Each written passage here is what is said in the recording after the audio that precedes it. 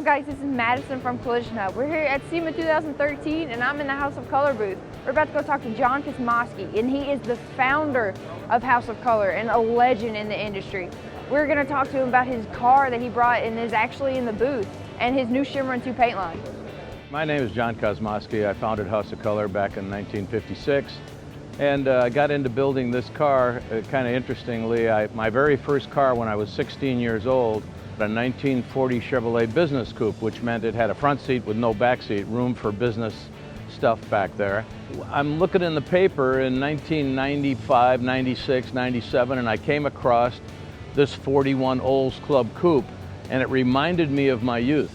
It has the very same shape of the 40 Chevrolet, except it's much, much classier.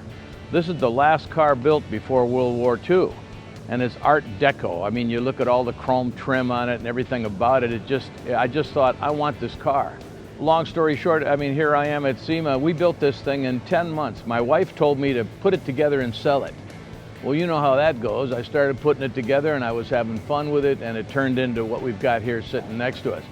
So that's how the car came about. The color, I was looking for a ruby color, a really deep, rich ruby color.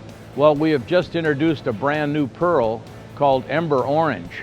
And so I took the Ember Orange and I painted Brandywine over the top of it, and I thought, this is nice, but it's not ruby, it's too bright.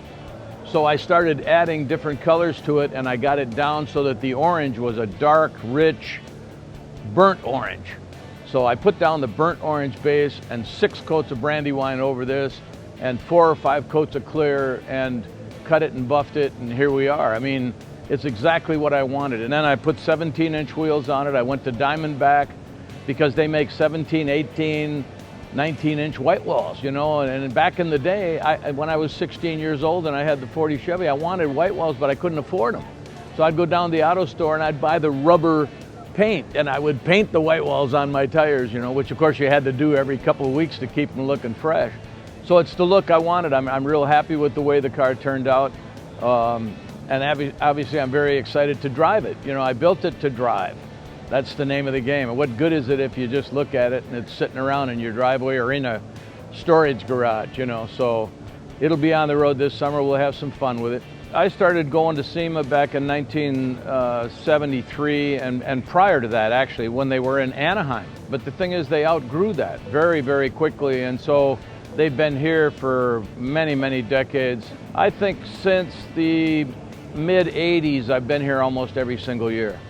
I thought it was important enough to meet the people that are doing the cars, that are working on the cars, and explaining to them what I do differently in the way I make my paint.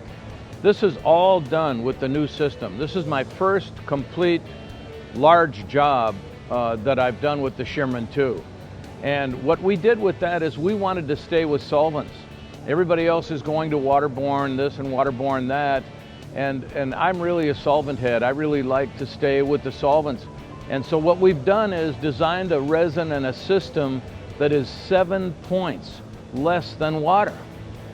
So water is 3.5 volatile organic compounds per gallon pounds in Southern California, the strictest market. And we come in at 2.8, and we're all solvent. So we're kicking. And look at this thing. I mean, it's easy to paint. And our clears, our primers, everything meet the VOCs. So we are a totally compliant system.